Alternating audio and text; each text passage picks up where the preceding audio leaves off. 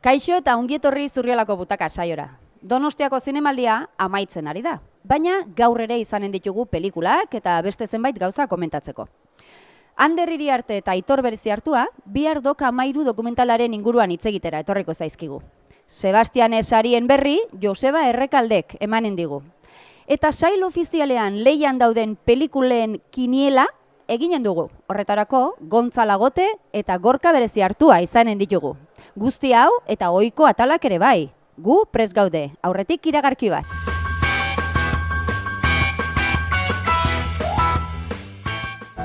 Geroz eta gehiago dakite euskaraz, baina erabileran jarri behar da indarra. Yo no hablo euskera habitualmente, pero entiendo bien euskera. Euskerak sormenerako ateak ere irekitzen ditu. Niretzat euskera komunitatea da. Euskera nire ama eta aitaren hizkuntza zen. Euskaldunon eskubideak errespetatzeko bidean beste pauso bat da hau. Ahalegin naiz euskara lantzen egunero eta pozik gainera. Euskara sartu da nire egunerakotasunean eta hori niretzat lorpen bat izan da. Ni badakit Donostia euskalduna dela, demostratu ezagun Donostian euskaldunak bizi garela. Euskara nire ama hizkuntza izan ezarren, ibilbidea egiten ari naiz nirea izateko. Nik uste ere ausartu behar dela euskaraz hitz egitera.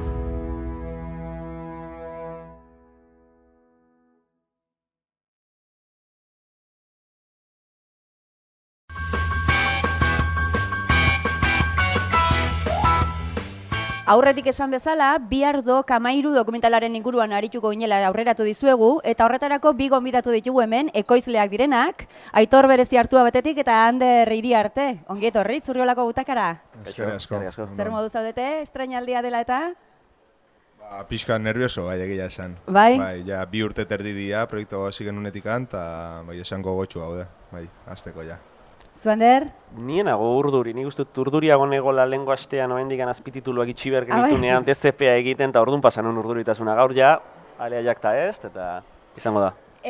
Hasiko naiz hasieratik, nola okurritzen zaizue ez dok 13ko garaiko euskal kultura eta sukaldaritza gastronomia uztartzeko ideia hau?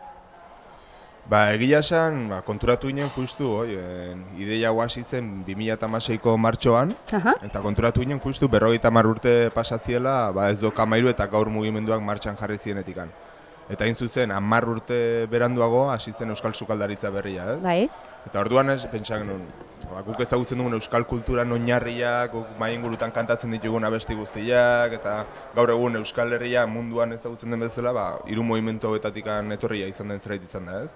Eta hortik hasi ginen egia esan bueltat ematen, nola egin genezaken gure omenalditxoa. Esan duzu 2016an hasi zinetela honekin bueltaka, eta hor inguruan hasiko zen ere Mirokutana ekoiztetxearen sorrera, edo dena batera hasi zen, edo nola izan da guzti hau? Bai, gainera pixka bat ulertu behar da, bai pelikulak eta bai produktorak lotua daudela zerbait fundazionalan, guretzako asko inspiratu digute mugimendu horiek, eta horretan ari ginela bilatzen proiektu bat ere produktorari hasiera emateko, eta lehenengo aldiz Aitorrek eta nik elkarrekin lan egiteko, eta horrekin bat dena lotzeko urte hurrenak izan ziren, eta hortik hasi zen pentsamendu guztiak, beraz oso lotua daude bi proiektuak. Suposatzen dut, hasiera batean, garai horretako protagonistekin edo harremanetan hasiko zinetela, edo ez, edo nola izan zen hasierako prozesu hura? Bai, hasiera batean, guk lehenik eta behin informatu nahi genuen, ez? Behaiekin hitz egin, mugimendu horiek egiten zer izan ziren jakin, eta gure ideia bat edo behai proposatu, ez? Baina behaieke bai, aurreneko momentutik argi zuten, ez genula, hoen dela 50 urteko mugimenduetara begira jarraitu behar, goraipatzen, eta bar. Gaur egun beste horrelako revoluzio bat, edo bintzat lan egiteko modu bat martxan jarri daitekela, eta etorkizuna begira jarraitzia interesgarriagoa dela, ez? Eta hortik hasi ginen proiektu nahi beste ikuspuntu ematen, ez? Eta sukaldaritzarekin uztartzeko asmo horretan, bas kulinarina joaten zarete, eta bertako protagonistak dituzue? Bai, azkenin proiektu batzuk oso finkatua dauzkazu buruan nahi duzu nola izango dien. Bai. Hemen bidai bazenez, azkenean muga horretatik hau da protagonistak parte hartu zuzen batez eukine izatetik bilatu behar izan genituen zeintzuk izango ziren gure protagonistak. Eta ala nola ez dok 13 eta gaur ez duten eskola zuzena euki, euskal sukaldaritza berriak bai. Eta gainera horko ikasleak mundu osokoa dira eta ematen zigun perspektiba bat eta lantzeko modu ezberdin bat ez genuela izango modu tradizionaleko dokumentala egin balin bagenu. Hori aipatu nahi nizun, Kulinari Zenterren eta zuen protagonistetan bat euskalduna, baina beste lauak? Atzerritarrak. Bai, euskalduna da, zentzu batian bai, karo. Mikel Laboa eta Hartzeren unibertsioa ezagutzeko euskera ikan gabe zaila izan azutelakoan. Ez txino bat imaginatzen euskerazko poesiak berden bezala ulertzen, ez? Baina bai, eta egia esan Basque Kulinari Centeren aldetikan ere oso presto azaldu dira, asko lagundu digute, bai aukeraketan, eta bai grabaketa prozesu guztian, eta alde hortatik eskorrona besteik ez ditugu. Irudimen handia erakutsi dute, ezta? Bai, bakoitzak... Azkenean jarri izan dituzue hemen gure euskal kulturako Arantzazura joan zarete, Txillida lekura joan zarete, Oteiza museora joan zarete, karo, hortik sortu beharra dago. Bai, azkenian behaiei, esperientzia biziarazi dizkiegu eta bidia libre utzi dilegu, ez? Eta batzuri igual estetikak, leku baten estetikak gehiago erakarri dile, beste batzuk kontzeptuara gehiago hurbildu dira, eta bakoitzak bere modura, baina bai, sortu dute behaien, eta gaina honik uste dut behaien pertsonalitatean erreflexua dilare bai platerak, ez? Plateraz gain, musikan ere, garaibateko kanten bertsioak sartu dituzue? Bai, guretzako ere bai pixke bat importantzian zen ulertzia hau ez dela obra bakarra, hau da, filma dela hiru partetako bat. Guk representatu nahi genuen homenaje bat gaur, ez Kameiru eta Euskal Sukaldaritza berriari. Eta azkenean obra telipe bat egin dugu. Alde batetik filmea daukagu obra plastikoa representatzen, baita ere disko bat egingo dugu, pelikulan atetzen diren kantekin, dela ez Kameiruko protagonistek aukeratutako kanten bertsio modernoak, eta bestetik dago menu kulinarioa. Gaur gauean gainera, filmaren ondoren dastatu izango dena. Hau pantaila handian ikusiko dugu, baina iruditzen zaizue agian telebistarako ere baliogarria izan daitekela? Azkenean telebista edo pantaila handian marko kontua da. Nik ez dakit zergatik zinemako ikusleak ezin dezaketen telebistan ikusi, gainera gaur egun konsumitzen den modua da kontutan hartuta, distintzio hori egitea askotan ere zaila egiten zain nahi. Zinemaldiaren ostean beste jaialdi batzutara edo joateko intentziorik, edo nola muituko da? Bai, badago zirkuitu bat kulinari sekzioa bezala, izango nun Gotemborren badago bere sekzioa badaka, Tokion bai, Berlinen bertan bai, Guadalajaran bai, baina nik pertsonalki behintzat sentitzen dutena da egon bergenun lekuan gaudela eta egon bergenun momentuan gaudela. Eta guaintxe hemen aurkeztiak pelikula hau marko ideala da, askotan esan dut eta berriz errepikatuko dut. Eta hemendikan aurre etorriko dena erregalo bat izango da. Baina bai, ikusiko dugu, ze bide hartzen duen. Hemen estrainatuko zenutela jakindakoan, zuk esan duzu marko ideala dela. Orduan, zer da jasotzen den sentsazio hori? Nola bizitzen da hori? Guretzako da, ibilbide baten amaiera, ez? Askotan guk asko sufritzen dugu lan hontan, penuri asko pasatzen dugu, eta bukatzea zu bukatu nahi zenuen lekuan, erakusti nahi zenuen markoan, bada sensazioa de ostras, pena merezi izan duela guztiak. Askotan zaila da pentsatzea ostras, ez balitz pasa, baina hemen gaude, eta hori da guretzako premilua. Gozatzea besti getzea gugatzen. Honea iritsitakoan orduan ahaztu egiten dira zuk aipatutako penuria guzti horiek.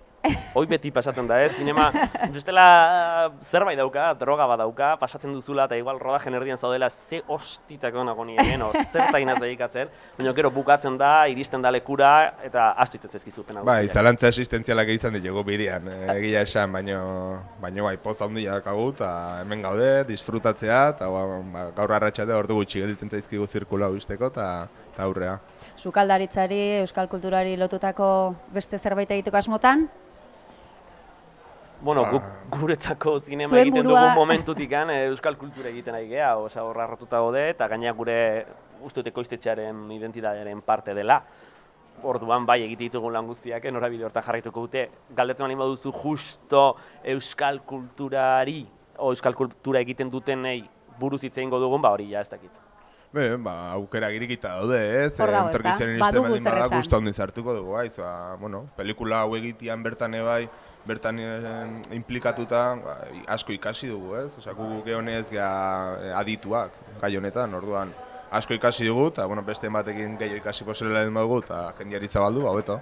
Kulinari zinema sailean itxieran zaudete, ikusi duzue besterik? Sail bereko besterik? Ez Gaur hori sailberekoik ez ez dugu besterik. izan. osea, Nahiko genuke, hasierako- mino, Bai. lanean gaude ere bai, eta askotan esate digute zinemaldian, zema pelikula ikusi dituzu, 20, 30, eta gusatu ez. Hoi mortalak ikustute, gu lanean Mortalak. gaude, eta askotan zaila izatea ikustea jutea. Ni bi bakarrik ikusi dut eta kaletan ematen zituztelako. Bestela lanez lepo egongo da. Gaina urte honetan esan dugu, bueno, aurten gure denbora hartuko dugu zinemaldian eta hola, baina bueno, momentu iristen denean ez Claro. Gero, artxibategitik hartzen duzu, ja, nola zinema jartzen duen plataforma Ah, bai. akreditatuentza, hortik ja ikusteko aukera errexo izatea. Esan duzue lanez lepo zabiltzatela eta lanean zabiltzatela. Zu badakit, torturaren inguruko dokumental baten inguruan edo aritu zarela, edo aritzekoa zarela, edo nola da hori, zer da dagoena? Bai, bueno, editoretan aipatzen dugu dokumentala, orain dela 2 urte terdi hasi ginela pentsatzen. Bai. Eta ja hemen da hola. Oso azkar da. Torturarenakin ja 3 bada matzat eta oraindik geatuko zaio. Oraintxe bertan gu ja diru bila gabiltza, koprodukzio frantses batean gaude sartuak ere bai. Eta bueno, orain falta dena da bidean martxa jartzea, baina bueno, hori ja ez dago gure esku eta espero dugu gauzatzea eta urte baten barrun hobin eukitzea. Bai, nik uste baina proiektua beharrezkoa den zerbait dela, proiektu hau. Urte asko daramatzagulako eta gaia ere bai tratatu beharra daulako.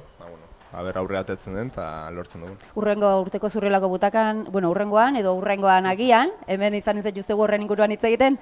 Ba, espero du, baiet, invitatzen bagaituzute, bai. Donostiko zinemaldian dagoen seinale? Bai. Aitor, zu beste zerbaitetan bazabiltza? Bai, bueno, nik oaintxe beste laburmetraia bat bukatuta daukat eta oaintxe bai festivaletan eta moitzen egia, bihar bertan nikoa, Kadiz aldea, gozatzea, eguzki aldea eta hola.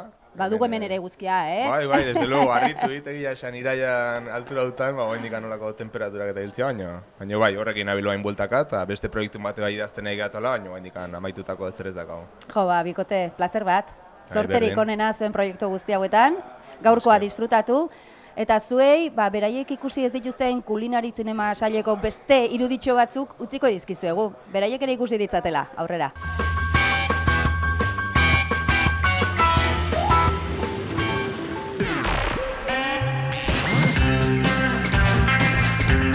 Un buen cocinero es alguien que le ofrece algo a alguien, para hacerle disfrutar, o conocer, o incluso sentir. Está en nuestros genes, o sea, el aceite está en nuestra cocina desde siempre.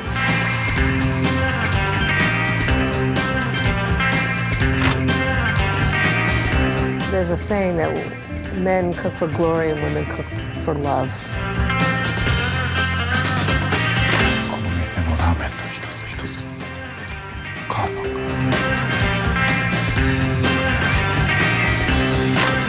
그렇게 바쁘게 산다고 문제가 해결이 돼? 포기가 아니라 선택한 거야.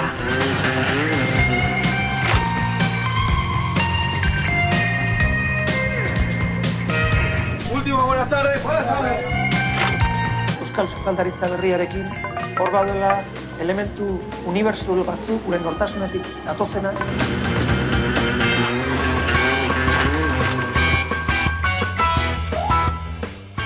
Donostiako zinemaldia bihar bukatuko da eta bihar jakinen ditugu sariak eta nor jaso dituen.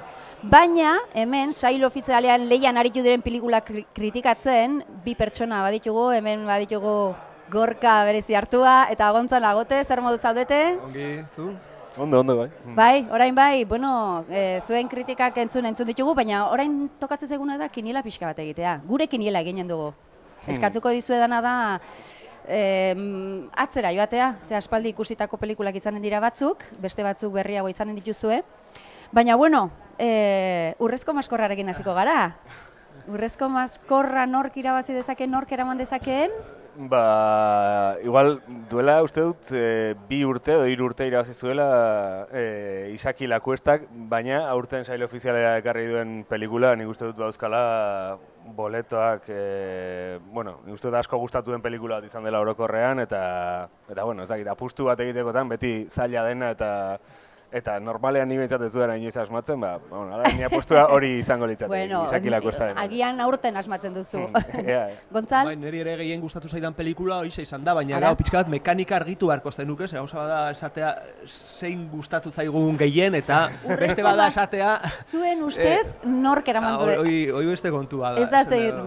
Gero hor beste Edo zuek nori emanen zenioketen, horrela eginen dugu, horrela eginen dugu. Hori bai, bestelako kondizionamendu batzuk sartu hoi dira olako erabakietan, bada diplomazia, interes komertzialak ere nik uste tartean izaten direla, interes artistikoak gutxiagotan. Bale, horrela eginen dugu, zuek nori emanen zenioketen, bale? Orduan biok pelikula bera, hautatu duzue. Neri gehien gustatu zaidana Lakuestana izan da. Gero ere asko gustatu zaidan ere Rojo, pelikula argentinarra, hori hasierako egunetan ikusi genuen, nahiko arkabean pasatu dana, baina niri ere asko gustatu zaidan pelikulari. Bai? Bai, egon dira, gero, beste plano batean, baina Claire Denisen niri ere gustatu zitzaidan, High Life, baina ez daki, izan liteke hori ere sariren bat eramaten duen pelikula bat, zuzendaria kontuan edukita, ze plantilla eduki duen, eta bar. Baina pelikula bat aukeratzekotan horrela, nik uste dut Entre dos aguas, Isaki Lakuestarena.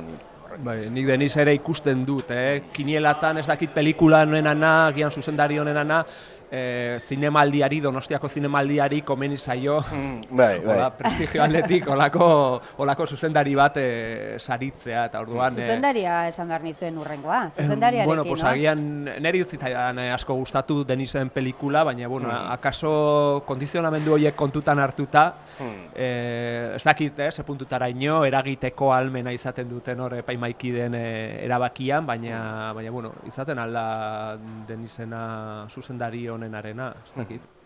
Bai, ni bueltatzen ez Lakuestara ere nori emango nioken. Normalean pelikula eta zuzendaria bereiztea saia egiten da bat, egiten dute pixka bat banatze aldera, baina normalean zaila izaten da. Bai, eta batez nik uste dut, Entre dos aguas baduela apustu hau egin duena, ez dakit, realitatea, fikzioa, margen horretan, ez dakizu oso argi inoiz, nun dagoen, dialogo hietan, hor nik uste dut, gola zuzendariaren aldetik apustu oso importante bat, oso argi bat, eta oso ideia, ez dakit, klaro batekin egindako filma, orduan, nik nori emango nioken, bere kontrara, bai pelikularako, bai zuzendarirako, dagoeneko baduela etxean maskorra, eta orduan ez dakit hori ere kontutan hartuko duten, eta Bermutek ere badu, eta Bermut ere izaten alda hautagai bat, zuzendari honenaren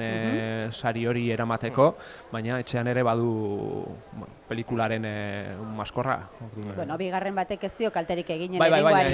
Baina ez dakit, erabaki hartzeko orduan sepuntutaraino lako gauza kontutan hartuko dituzten. Aktoreekin noa? Emakumezkoa? Gizonezkoa? Emakumezkoa, pixka bat pentsatu beharko nuke, nik uste izan direla, interpretazio intensoak, ointxe bertan ikusi dugun pelikula. Emakumezko gehiago ikusi ditugu gizonezko baino, protagonista paperetan eta? Galdera, Edo gizonezko pertsona hipotenteak eta gutxi akaso? Nik bote prontoan errepasatu beharko nuke, baina esanen nuke nahiko parekatu. Bai, nik ez daukat oso argi ere pixua nola. Galdera hori soberan genuen orduan. Zer ikusi dugun eta zer ez ere, ez daukagula oso klaro behar bada, ez? Ez, emakumezko aktoreena, ez dakit, bintzat aukera bikoitzak Juliette Binoche dituz, sail ofizialeko bi pelikuletan agertzen da, Naomi Kawasenean eta Claire Denisenean. Bi rol oso diferente egiten, gainera, ez dakit batengatik edo bestearengatik eman dizaioken, baina, lehen pixka Gontzalek esan duen gauza berdinarengatik, zinemaldiari komeni zaio hori ere. Orduan, posibilitatea da emakumezko aktore honenarena, ne aposto egitekotan Juliette Binoche alde. Bai, eta nik ere aipatuko nuke, ointxe bertan ikusi dugu pelikula norvegiar bat, hor ere oso interpretazio intensoak daude, eta bereziki amaren rola egiten duenarena, dena sekuentzia, baina bada pasarte bat, esate baterako taxian dagoen, hitzik esan gabe, 5 minutuko pasarte bat da, eta nik uste olako gauzak ere baloratu behar direla, naiz eta, ez izan horren ezaguna. Gaina, pasarte azkeneko pelikulanetan, Blind Spoten, momentu oso diferentea ditu ere, hor bago bere alauak, bere burua botatzen du lehiotik, eta horra ondoren alako antxietate atake bat bezala, eta baditu oso goian dauden puntuak antzezpen horretan, baina gero gora-bera horiek ere nik uste dut oso interpretazio on bat egin duela. Ikusi berria dugu eta oraindik ez dugu guztiz barneratu, liseritu. Epaimaiaren sari berezia goten da, gaur Gorka eta Gontzalen sari berezia emanen dugu. Bai, hori izaten da batzutan konsolamenduzko saria. Nik uste batzutan izaten da, segun nori ematen zaion pelikula honenana, hor egon diren beste 2 hautagaien artean bat hartzen dute, eta pixka bat, azkenean, beste sari bat eman nahiko genuke, ezin dugu, pelikulari eman diogu batzutan egin dute, 2 pelikulari ematea, baina normalean... Galdun kontsolamenduzko hori nori emanen diegu. Segun gauzak nola doazen, azkenean nik uste hor diplomazia kontu bat ere izaten dela sari banaketa, baina adibidez Antonio Latorrek ez baldin badu eramaten gizonezko aktorearen saria, agian El Reino izaten alda, baina pelikula espainiar batek eramaten baldin badu pelikula honenarena, La Cuestana, agian High Life edo... Bai, hor beti puzlea osatzea izaten da kontua, ez? Nik uste... Azkeneko pieza jarri beharra orduan, ez? Bai, nik uste azkenengo hor pixka bat zintzilik galditu den pelikularen bati, pixka bat aitorpen egiten zaiola, eta esaten dela, ez? Nik pelikula sari berezia, baina pelikula bereziari edo arraroari nahi baldin bada saria ematekotan, behar bada, Peter Stricklandren Infabriki, batez ere oso gauza bizarroa eta oso arraroa izan delako, ez? Da pelikula hauetakoa, seguruna, edo gorrotatzen duzuna, edo, proposatzen duen bidaia horretan sartze baldin bazara, oso ondo pasako duzu. Sikiera zer esan eman duen, alde horretatik denen hautan. Ja, puntu honetara iritsita, orduan, zein da gomendatuko zenuketen filma ikusteko? Mendikan kanpo. Eta zein ez? Hau igual zailagoa. Ni La Cuestana gomendatuko nuke, nahiz eta jakin, eta are gehiago gomendatuko nuke Entre dos aguas ikusi aurretik, inork ez baldin badu ikusia, La leyenda del tiempo ikustea, batetik oso pelikula bekaina delako, baina bestetik bien arteko lotura lausoa delako, azkenean pertsonaiak eta aktoreak errepikatzen dira, eta bata ikusi gabe beste ikusten alda, baina nik uste interesgarria dela binomio hori ikustea, eta gian hasi La leyenda del tiempotik etxean, eta gero ja zinemaretoetara ailegatzen danean La Cuestana, Entre dos aguas. Nik gero ez dakit, igual, hainbeste zer esan eman ez duten batzuk ere gomendatzea gati, Entre dos aguas noski gomendatuko nuke, aipatu duzun Rojo ere, nahixa eta argentinarraena nik uste dut badela pelikula berezi bat, klima berezi bat sortzen duen pelikula bat, eta Angelo ere gomendatuko nuke. Batez ere, uste dut dalako jartzen duela puntua gai oso komplexu batean, hau da, arrazakeriari buruzko pelikula asko ikusi ditugu, baina klase altuko jendearen irekitasun kulturala nola izan daiteken beste mota bateko arrazakeria bat elikatzen duen zerbait, horrela planteatuta nik ez dut segurunea lehenago ikusi pelikula batean. Gero, emaitza behar da ez da borobila, falta zaizkio gauza batzuk pelikula horri, baina uste dut puntua nun jartzen duen oso gauza berezia dela. Bai, eta nik ere Garrelena aipatuko nuke, bada pelikula oso frantsesa, komedia giroan egina dagona, eta gero, batez ere, bestea beste aipatuko nuke oso laburra dela, 75 minututan kontatu beharrekoa, eta hori oso eskertzekoa da, behin baino gehiagotan, sail ofizial hontan ikusi dugu, pelikulak luzatu eta luzatu, amaiera bat, bigarren amaiera bat, hirugarren amaiera bat, eta batzutan gehiegi. Eta bat ere gomendatuko ez nukena, hori ere galdetu. Hori bai, galdetu dut eta ikusten nuen, ez zinetela hortara sartuko, baina bueno. Gaur txintxoak izateko gorekin gentozen. Korearra benetan ez dut bat ere maite izan. Iruditu zitzaidan, ez bakarrik genero pelikula bat akziozkoa, olakoak zilegi dira olako sail ofizialean izatea, baina gehien bat aipatuko nuke, pelikula txartxarra dela, ez duela gidoirik, istorioak ez duela esanka ez bururik, eta orduan, nahiz eta zinema korearrak ale ederrak utzi dizkigun, eta batzuk hemen Donostian bertan ikusteko aukera izan dugun, oraingo hontan ez dute asmatu pelikula horrekin, nire uste apalean, behintzat. Bai, horretan, ni nahiko harrituta gelditu nintzen pelikula hori ikusi ondoren, nolatan ikusi dugun hori sail ofizial batean, ez? Eta niri oso interesgarri iruditu zait, eta azken urteetan egin da apustu bat, generoko zinea ere sail ofizialean sartzeko, eta niri hori apustu interesgarri iruditu zait, baldin eta pelikulak zer baldin baduka, baina kasu honetan, tiro entxalada on batzuk baditu, baina hortik aurrera, zergatik ikusi behar izan dugun hau, ez. Bueno, beti badagolako bateun bat horrela.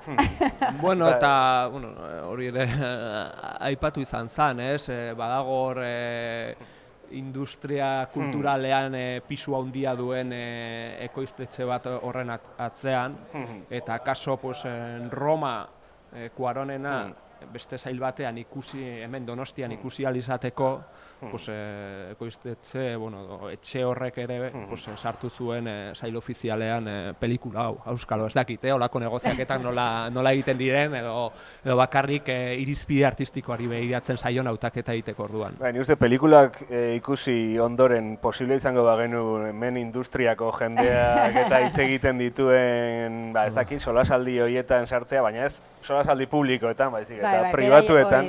Segurazki beste mota bateko tertulia bat edukiko genuke oraintxe bertan. Bueno, nik behintzat eskertzen dizuet egin duzuen ahalegina. Badakit konpromezu batean jarri zaituzte dela. Ni dena den gauza bat aipatuko nuke ere. Lehiaketaz kanpo dantza gelditu dela. Eta hori nahiko ulergaitza da. Esan dut, ja behin sail ofizialeko pelikula guztiak ikusita, dantza ere ikusi dugu, sail ofizialean zegoen, lehiaketaz kanpo. Eta nik ez dakit zein den irizpidea esateko, zein Urbizuna argi zegoen, telesail bat zelako, edo Kuerdana bestelako emanaldi mota bat zelako. Baina nik Donostiako zinemaldi batean ikusi dugun pelikula ikusita, nik uste Donostiako zinemaldiari eskatu behar zaiola, pixka bat ausardia gehiago, eta euskal zinemaz izatea apaingarri hutsa, ez? Eta horrekin lotuta ere, Oreina ikusi dugu zuzendari berriak sailean, naiz eta dena dakigun Koldo Almandozek 20 urte daramatzala pelikulak egiten. Eta iruditzen zait bazeukala ere sail ofizial honetan lekua, inolako dudari gabe, ez? Eta ados dantzarenarekin, noski, ez dakit zergatik dituen lehiaketaz kanpo, lehiaketan zerbeste gauza ikusi ditugu. Gaina, La Cuesta eta Almandozena hartzen balin badituzu, bakoitza bere eremuan, baina oso paraleloak dira bi pelikula horiek. Bueno, hemen gelditzen da gure aldarrikapen txiki hau. Bikote, mila esker zuen lan honengatik, ze lana eskatu dizuet oraingo honetan, eta gozatu gelditzen dan gutxi honetaz. Esker, Eta zuei gomendio bat, hemendik aurrera ere, urrutik aurrera, zinema euskaraz ikusteko aukera izanen baitugu. Jara Aiukar, Zine Euskadiko komunikazio arduradunak, zinema euskaraz programaren inguruan hitz egin dugu. Ikusi. Donostiko zinemaldian egin dugu beste zinema merkatuetan egiten dugun funtzionamentu berdina. Stand bat jarri dugu industriagunean, San Telmo Museoan industria elkartzen da astelehenetik asteazkenera, eta bertan egon gera euskal ekoizleak eta euskal industriako eragile guztiak espazio bat izan zetaten erreferentzia puntu bat ematen saiatu gera, koprodukzioak eta sustatzeko eta Euskal Herriari buruzko informazio erabilgarria emateko. Zinemaldi honen barruan estrenatu ahal izan ditugu, estrenaldia bat izan da, oso garrantzitsua, aurre estrenaldi bat egin dugu, Smallfootena, Dani De Vitorekin, eta hemendik aurrera zinema euskaraz programak hala jarraituko du, hilabetero pelikula bat botatzen saiatuko gera, euskarazko pelikula bat egongo da, estrenaldi bat egongo da zinemaretoetan, eta hortaz gain, ohiko tailerrekin jarraituko dugu, familia, gazte eta aurrentzako tailerrak. Aurten stop motion eta foley tailerrak egingo ditugu, hau da, soinua nola sortu daiteken, soinua nola bikoizten den filmetan, eta aurrei ere erakusten saiatuko gera, zinegabonak eta Durangoko azokan adibidez. 7 urte egingo ditu aurten zinema euskaraz egitasmoak, horrela oraintxe ezagutzen dugun bezala, eta tarte honetan 85 film bikoiztu ditugu, Egia esan ez da erresa, baina egia da ere, tailerrei esker eta gero eta familia gehiago hurbiltzen ari direla zinema aretoetara, eta espero dugu hala jarraitzea.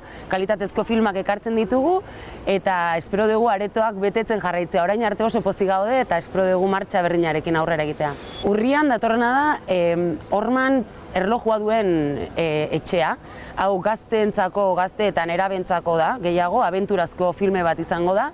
Eta, espero dezagun, 12-14 urteko gazteak gerturatuko direla aretoetara, beti ere publiko zaila fina da horiek harrapatzea, eta horrekatik aukeratu dugu filme hori.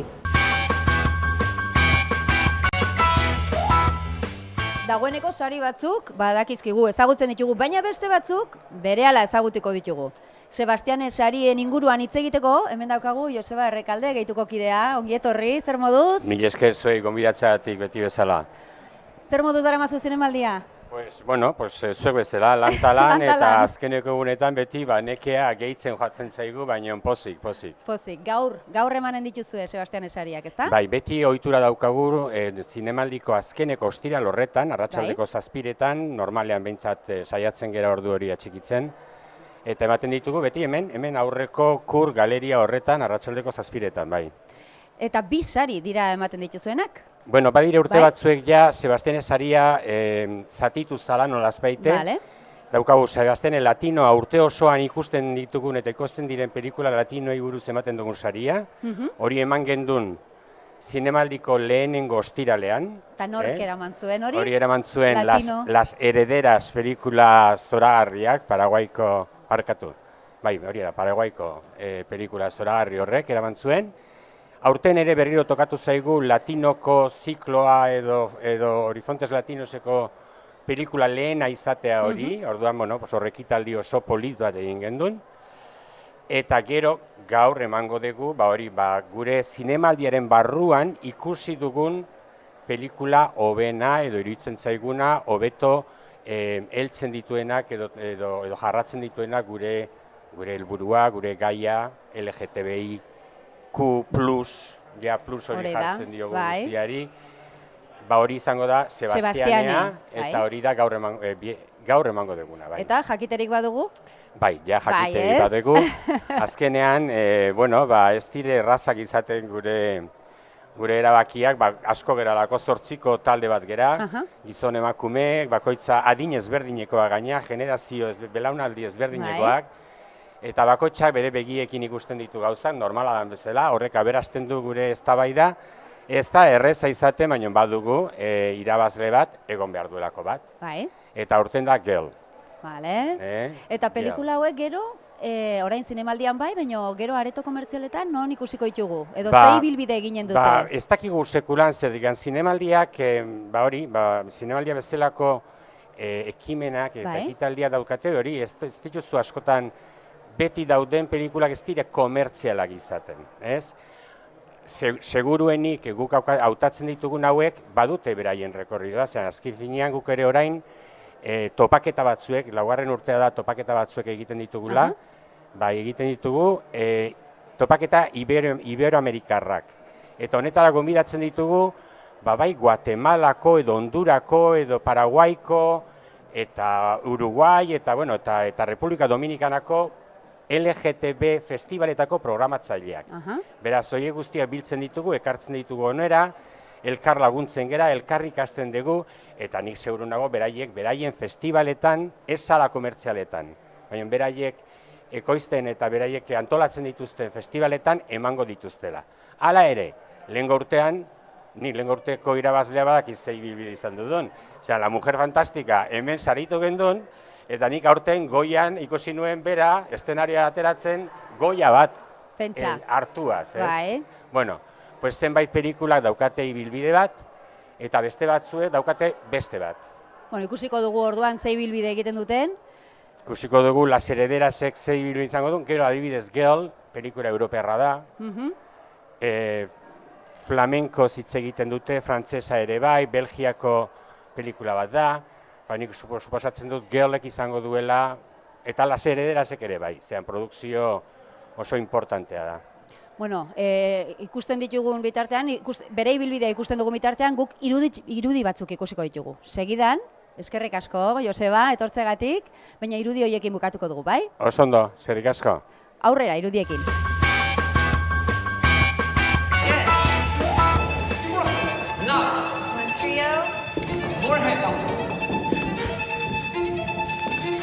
Stay together now, stay together.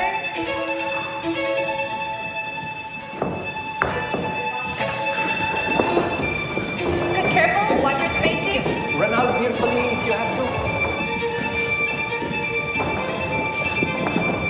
En de benen samen, voeten samen. Die vijf, ik zie geen twijfelen.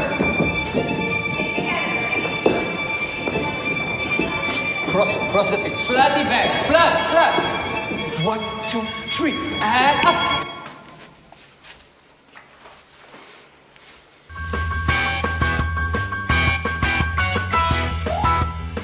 Zertan ariko ote da Urtzi Urkizu gure lankidea. Oraintxe ikusiko dugu Izarren azpian atala. Eta segidan, Gaztezuloko Gaizka Izagirrek eta Euskadi Irratiko Arkaitz Basterrak egindako bideokritika.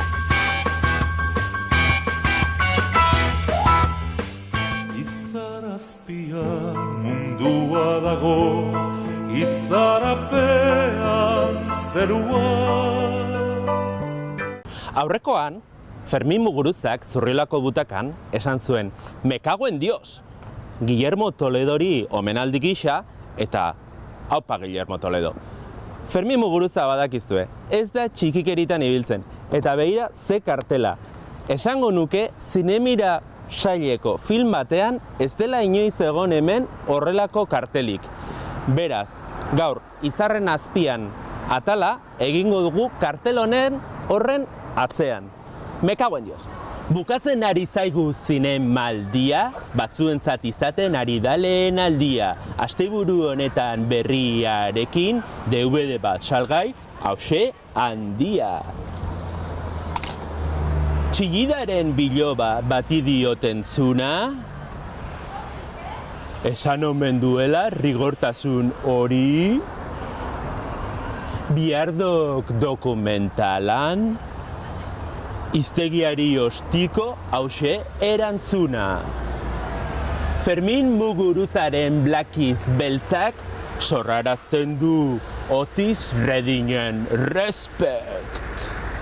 Denok gara beltzak sustraietan, poto eginagatik zuei respect. Rebordino zentzun datorren urtean, egon nahi dut egon epai mailan, Zinemiranez sail ofizialean, Langostino Gauero nire mailan. Eta bukatzeko, Blackiz beltzari erreferentzia eginda, esklabu beltzen abesti bat kantatuko dizuet. Sometimes, like a motherless child. Sometimes, like a motherless child. True believer,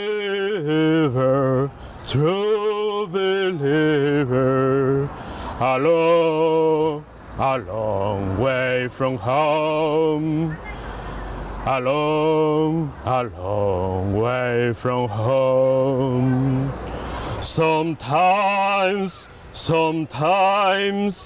batzutan txorua naiten. Ta ja, egingo duena da ja, agurtu eta kontutan izan da bihar izango dela azken eguna, azken Zurriolako butaka eta azken Izarren azpian, azkeneko aldiz, esango dizuet denoi, bihar arte aio, bihar arte aio, bihar arte aio.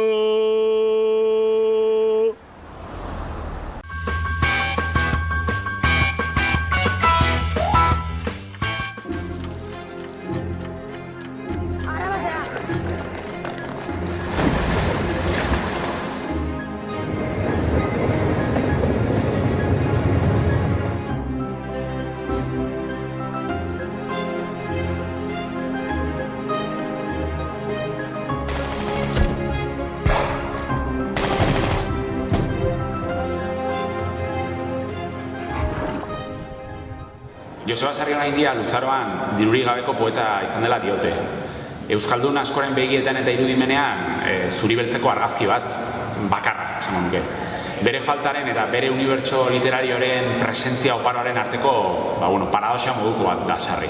Orain bi urte, kale begiak edo orain dela gutxi baita ere Euskal Herriaren abedeak bizkat lorratz hori jarraituz beste euskal film kolektibo bat estrainatu dute, esan bezala Sarriren obran oinarrituta. Gure horitzopenak izena du lanak, eta bertan parte hartu dute Oskar Alegria, Asier Altuna, Mireia Gabilondo, Eugene Green, Itziar Liman, Josu Martínez, Fermin Muguruza, eta abar luze bat. Esan behar da, 12 zinemagileren pieza guzti hauek, edo 12 zinemagile hauek nolabaiteko erlazioa dutela, edo izan dutela Sarrirekin, bai pertsonala, bai bere lanaren bitartez jarraitutakoa, orduan, konexio modu bat egon dela zinemagile hauen artean. Batzutan gertatzen da, era kolektiboan grabatutako pelikula hauek izaten dutela nolabaiteko desoreka bat, ez? Ikus ditzakezulako zati edo pelikula edo film labur oso onak eta beste batzuk pixat kaskarragoak, orduan nolabaiteko desoreka bat egoten da. Kasu honetan ez zait iruditu, oso orekatua dago, orokorrean lana, gure oroitzapenak izeneko lana. Esan behar da gainera, fikziozko zatiak ikus daitezkela, baina baita musikal kutsua ukitua dutenak, eta baita animazioa ere, pixkaten datik ikus izan dugu. Beraz esan bezala, oso gustora ikusten den lana, oso gomendagarria, eta orokorrean bilduma moduan edo oso txukuna, oso polita, une divertigarriak, dramatikoak, pixkaten datik bizitzeko aukera izango dugu, eta pixka da, oso polita iruditzen zait, proiektuaren helburua edo proiektua oinarritzat hartu den hori, Sarriren obran oinarritzea, pixkatenetatik zegoen ja Sarriren obran oinarritua, badirudi, nire ustez bintzat, fikziozko horrelako lan bat falta zela, beraz, ikustean ezinbestekoa da.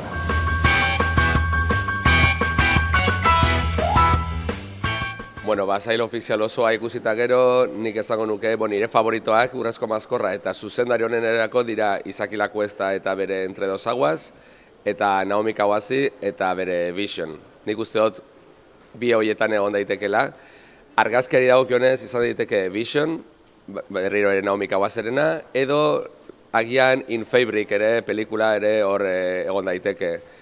Eta gero, zaila ematen duena da gizonezko aktore honen ari zaria. Ez dugu ikusi gizonezko paper fuerterik. Hala eta guztiz be Antonio de la Torre izan daiteke, horietako bat. Edo Robert Pattinson ere egon daiteke irabazleen artean. Emakumezko aktore honen niri gehien gustatu zaidan izan da In Fabriceko Jean Baptiste. Eta gidoi horrena, hemen nik pizkat provokatzeko Angelo pelikulari emango nioke. Gustatuko litzaidakena zerbait eramatea, hori izango litzateke Gizon Fidela Louis Garrelen pelikula.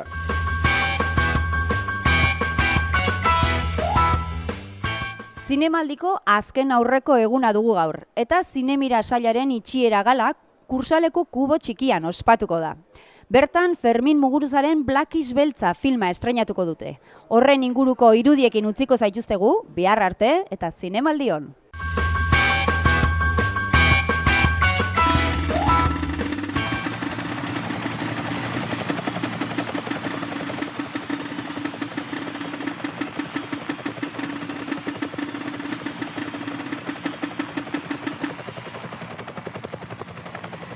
Denok, ala inorez!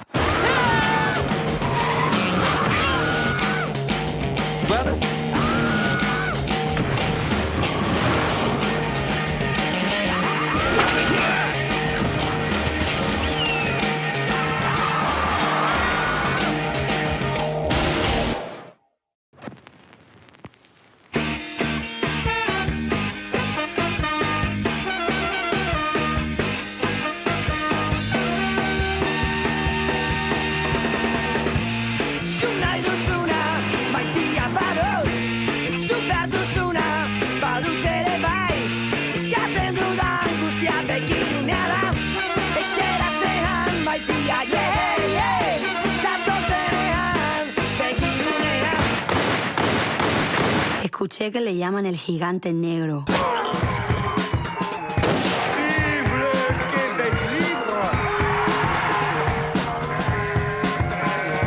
How do you say black in Basque? Beltza. Black is Beltza. Beltza power. Power to the people. Yeah!